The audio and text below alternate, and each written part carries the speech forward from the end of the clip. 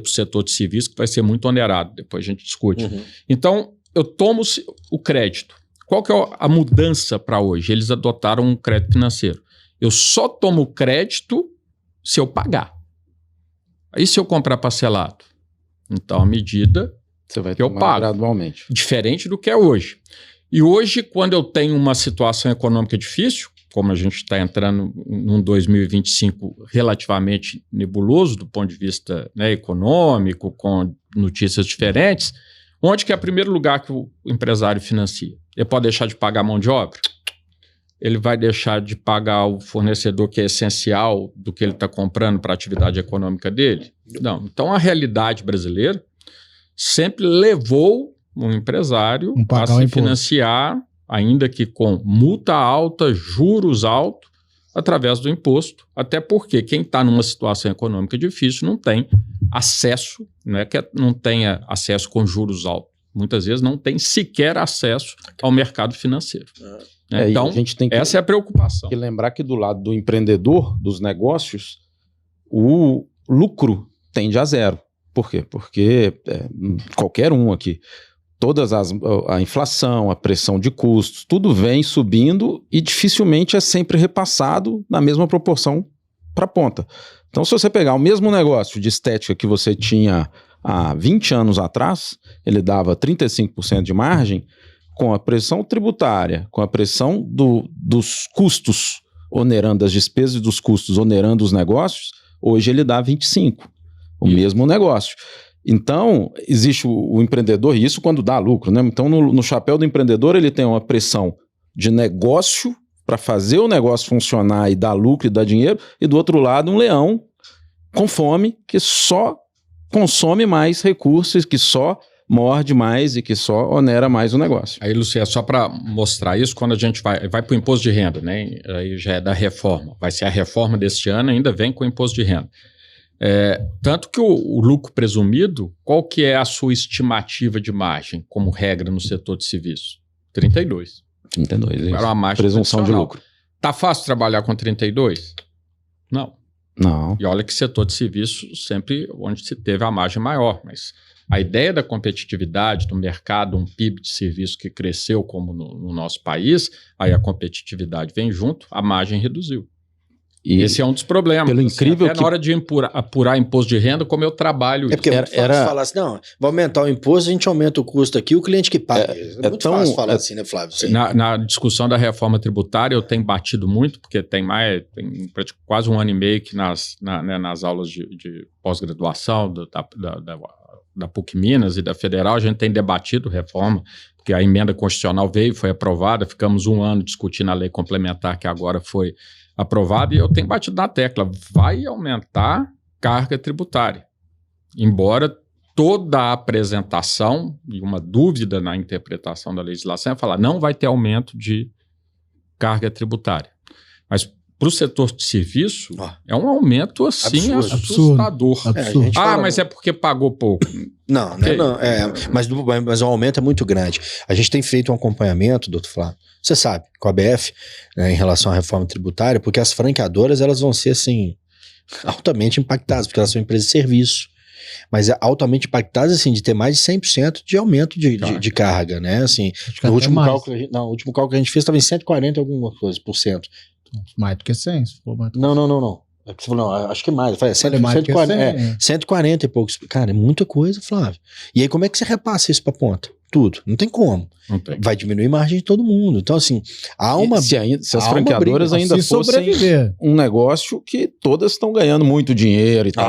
Tá todo mundo longe disso. Você ser uma franqueadora hoje e dobrar o cabo da Boa Esperança, você precisa ter 40, 50, 60, 70 franqueados, pelo menos. Então é difícil chegar até lá. E o investimento que vai nisso, você tá pagando sobre o seu faturamento, risco, receita, tá aumentando a fatia.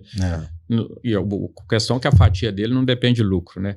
Eu falo isso porque eu faço o mesmo paralelo, que as franqueadoras ainda pagavam ISS, né, por decisão Suprema, etc. Imaginem, aí eu coloco que é o mercado, escritório de advocacia, o ISS para profissional liberal é por número de profissionais. Então, isso dá, em média, sobretudo em capitais, entre 1% e 1,5% no máximo do faturamento. Ou seja, é muito menor do que outros setores costumam pagar, porque a alíquota mínima de serviço é 2% e a máxima era 5% no ISS. Não é? E o que veio na reforma para o nosso segmento? Só uma redução. Foi um dos beneficiários com redução. Então, a carga tributária também bate mais de 100%. Bate, vai bater. Porque qual que é o problema desses setores? Você tem pouca dedução de crédito. Porque o seu custo, muitas vezes, não gera crédito para falar que eu vou abater do que eu devo sobre o faturamento. Então, essa é a dificuldade. Enquanto vários outros países, porque todo mundo traz o panorama do IVA, né? Que o valor agregado. Fica comparando com os outros. Você tem tratamento específico para segmentos de serviços que não tem essa questão da tomada de crédito, para limitar um percentual de faturamento. Entendi. Que gira em torno de 7%, maior do que o nosso, mas é um aumento, que é 7% real. Só para terem uma ideia, como que a Receita Estadual hoje trabalha com ICMS em relação às empresas, até para concessão de regimes especiais de tributação? O que é um regime especial? Basicamente é você determinar ao final um percentual sobre o faturamento, para eu não ter que ficar discutindo crédito. Então eu crio um crédito presumido e ao final o que importa é quantos por cento do seu faturamento vai bater em caixa. Isso. Né? Então a média 12%. 12%. A maior parte dos segmentos em regimes especiais estão abaixo de 9%. Quer dizer, então quando eu tributo 7 serviços, não está diferente do comércio. Né? Só que aí essa realidade não está sendo observada. Por quê? Porque quem tem regime especial, mesmo no setor comércio ou indústria, que talvez tenha um menor impacto, né? Talvez até algum tipo de até benefício, tem até um benefício. Carga, Mas no setor de comércio, quem tem regime especial, não fez a conta, ainda pode sofrer um impacto maior. Quem não tem, a mudança pela ideia de tomada débito e crédito não vai ser tão maior. Por isso que o serviço é onde me preocupa substancialmente, porque já perguntei nos debates, em congressos, vários participaram desses grupos de trabalho da discussão da regulamentação da reforma, qual que é o impacto real? E a gente tem que lembrar que... setor. Aí alguns setores, mesmo depois da emenda aprovada, já trabalharam, igual a BF. Mas a BF nós não teve... Teve a discussão efetiva, participação tão... Eu não posso falar isso assim. Nos receberam, ouviram os nossos pleitos, a gente tem pessoas conosco. Olha o que você vai falar, hein? Não, tô falando o que está divulgado, normal. Eles receberam, ouviram a gente, né? O Fernando Haddad nos ouviu, o secretário Bernardo nos ouviu, todo mundo, eles ouviram. Aliás, também assim, há também um desconhecimento da parte deles do que é o franchise, então a gente teve que explicar o que é franchise. O impacto que pode trazer, né? O impacto que isso pode trazer, porque querendo ou não, é quase 4% do PIB vem do franchise. Então assim, aí a hora que você falava isso para eles, isso tudo...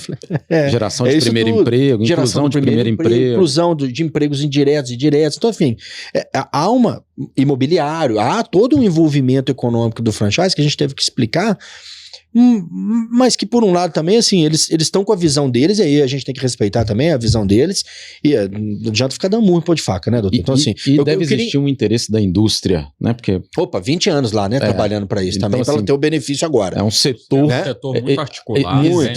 Existe um empurra tributário. Inclusive o franchise faz parte da indústria. Outro, né? E o franchise faz parte da indústria, que nós temos franqueadoras que também tem indústria. Então, assim, mas as franqueadoras, que são todas de serviço, elas serão altamente impactadas.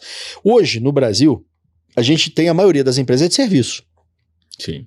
70%, se eu não me engano, eu acho que 70% dos CNPJs no Brasil, alguma coisa assim, é de empresa de serviço.